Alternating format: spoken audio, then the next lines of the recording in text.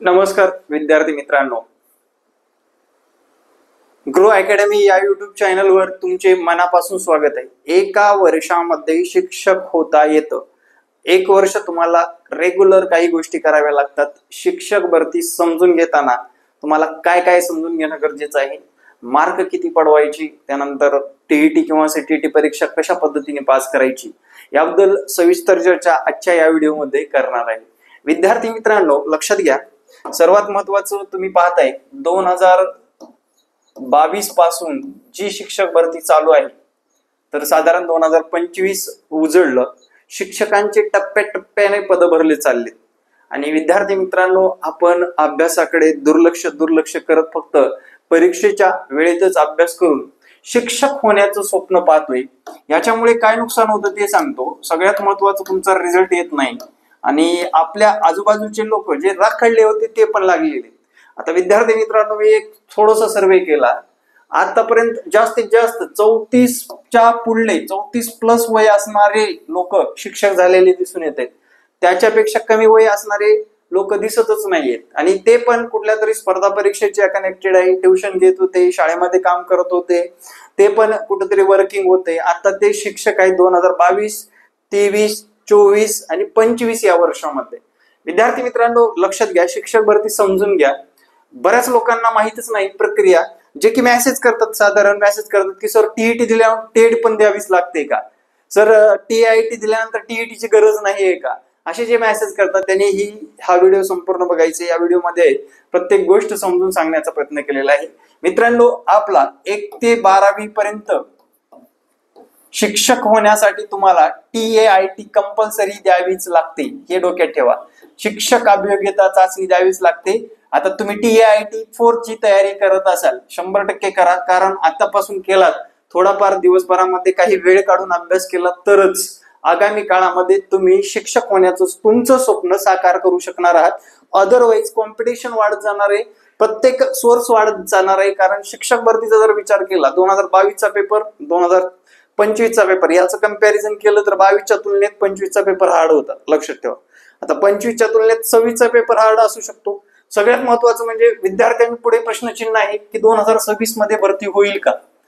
आणि विद्यार्थी मित्रांनो, कुठेतरी बातमी येते की अतिरिक्त शिक्षक, शाळेमध्ये विद्यार्थी पटसंख्या नसल्यामुळे, तर मी काय सांगतोय, 61,111 पदापैकी फक्त 21,000 पदसंख्या आतापर्यंत भरलेली आहे.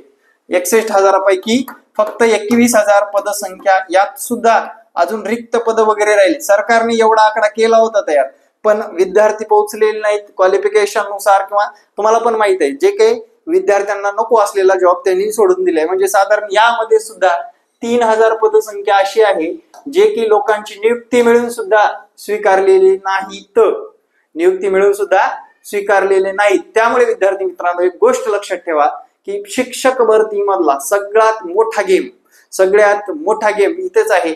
ज्याला कळालं तो शिक्षक होणार आहे, ज्याला या गोष्टी समजून आल्या तो शिक्षक होणार आहे. लक्षात घ्या, 1ली ते 5वी या वर्गासाठी तुमचं क्वालिफिकेशन डीएड असणं गरजेचं आहे आणि पहिली टीईटी किंवा सीटीईटी परीक्षा पास असणं गरजेचं आहे. टीईटी किंवा सीटीईटी परीक्षा तुम्ही पास असाल तरच तुमचा वर्ग कोणता, 1ली ते 5वी या वर्गासाठी तुमची निवड होते. आता सर्वात महत्वाचं, महाराष्ट्रामध्ये झेडपीचे स्कूल खूप आहेत. झेडपीच्या स्कूलमध्ये सर्वाधिक रिक्त जागा येतात. फॉर एक्झाम्पल, 21,000 पदसंख्येपैकी 11,000 पदसंख्या या कशासाठी होत्या, 1ली ते 5वी या वर्गासाठी होत्या. पुढे चालून रिक्त पद येतील का, गॅरंटेड 100% रिक्त पद आहेत. रिक्त पद येणार आणि भरत्या होणार, महाभरती होणार. जसं पोलीस भरती 10, 12, 15 हजाराची होते, तसं शिक्षक भरती, आरोग्य भरती आणि जे काय आपलं पोलीस भरती, या 3 विभागामध्ये भरतीचा पाऊस पडणार आहे. मित्रांनो, हा शब्द खरा ठेवा. पुढलं फक्त नियोजन असावं की आपल्याला एका वर्षामध्ये या परीक्षा क्रॅक करायची. 1ली ते 5वी डीएड झालेलं आहे, फर्स्ट टीईटी पास होणं गरजेचं आहे. त्यानंतर 6वी ते 8वी या वर्गासाठी शिक्षक व्हायचे. आता यातल्या जागा जर विचारात घेतल्या, 11,000 जागा कशासाठी केल्या, ज्या की तुम्हाला शिक्षक होण्यासाठी, प्रायमरी लेवलचे शिक्षक होण्यासाठी 11,000 रिक्त पदसंख्या आली. त्याच्यानंतर दुसरा मुद्दा, जे की 6वी ते 8वी सर जागा किती येतात, साधारण 6,000 गेल्या. इथे झाल्या 17,000 आणि 9वी ते 12वी या वर्गासाठी मित्रांनो उर्वरित जागा 17 आणि 6 17 आणि 4,000 9वी ते 12वी वर्गासाठी होत्या, लक्षात घ्या.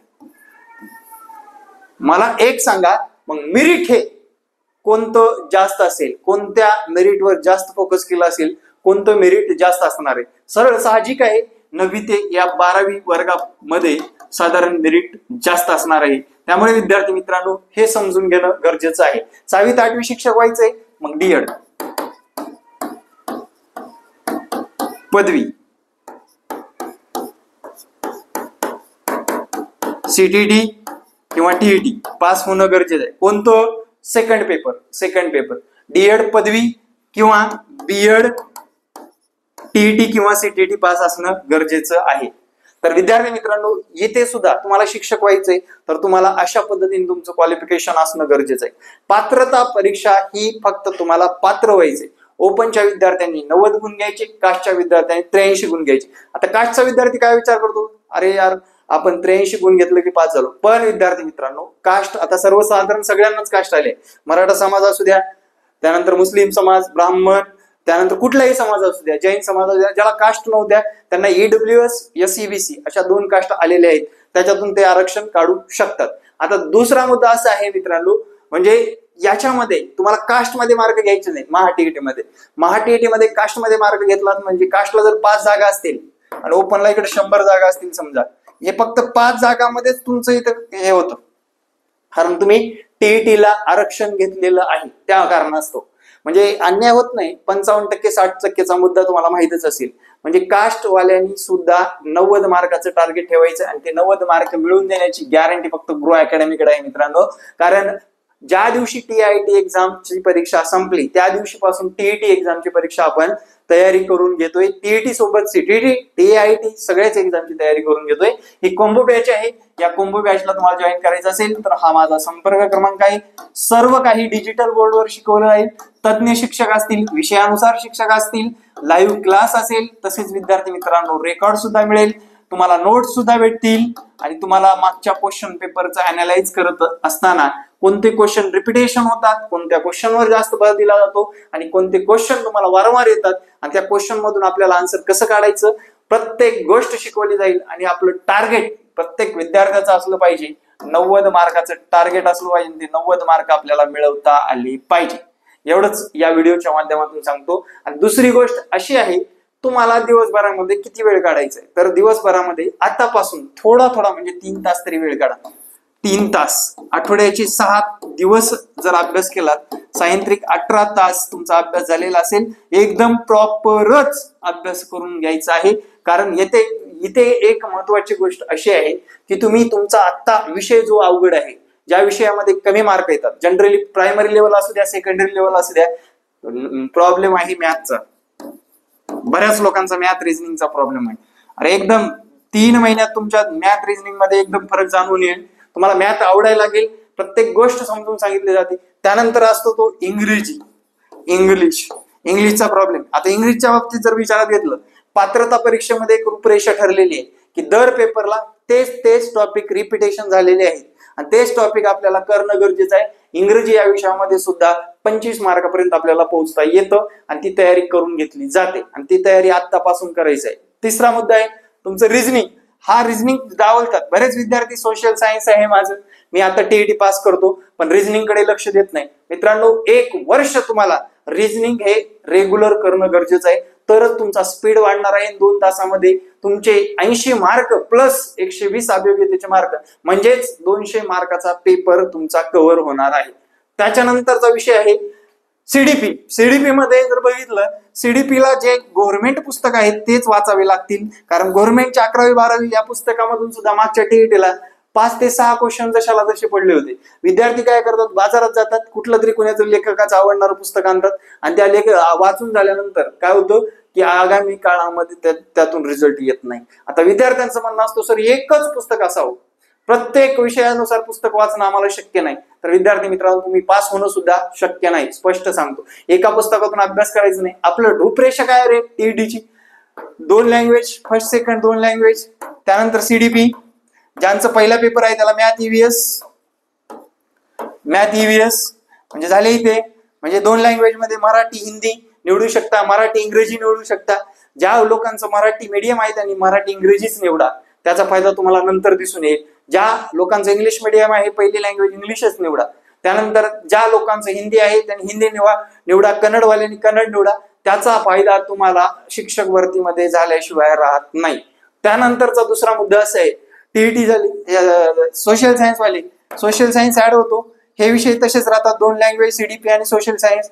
त्यानंतर मॅथ मध्ये सायन्स ऍड होतं आणि ईव्हीएस कट होतं, इथे ईव्हीएस कट होतो आणि 2 language plus CDP math science असतं. म्हणजे विद्यार्थी मित्रांनो, आपण आपल्या कोणत्या क्वालिफिकेशन नुसार क्वालिफाईड आहोत. आता बऱ्याच विद्यार्थ्याला काय वाटतं की मॅथ सायन्स आहे, सोशल सायन्स मला सोपं जातं, मॅथच्या भानगडीत पडत नाही, सोशल सायन्सची मी टीईटी पास करेल, ते चालत नाही, भविष्यामध्ये त्याच्यात अडचणी येत असतात.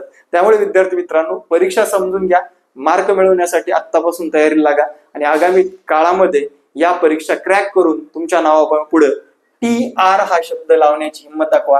आणि TR लागल्यानंतर पुढे 40, 30, 40, 35, 50 वर्ष तुम्हाला कुठल्या गोष्टीचं टेन्शन राहणार नाही. एवढंच या व्हिडिओच्या माध्यमातून सांगतो. आणि आगामी काळात जे काही अपडेटेड माहिती असेल ते आपल्या युट्यूब चॅनलवर मिळत जाईल. त्यासाठी आपलं युट्यूब चॅनल हे सबस्क्राईब करायला विसरायचं नाही. Thank you very much. जय हिंद मित्रांनो, भेटू नेक्स्ट व्हिडिओमध्ये. जय हिंद, जय महाराष्ट्र, धन्यवाद.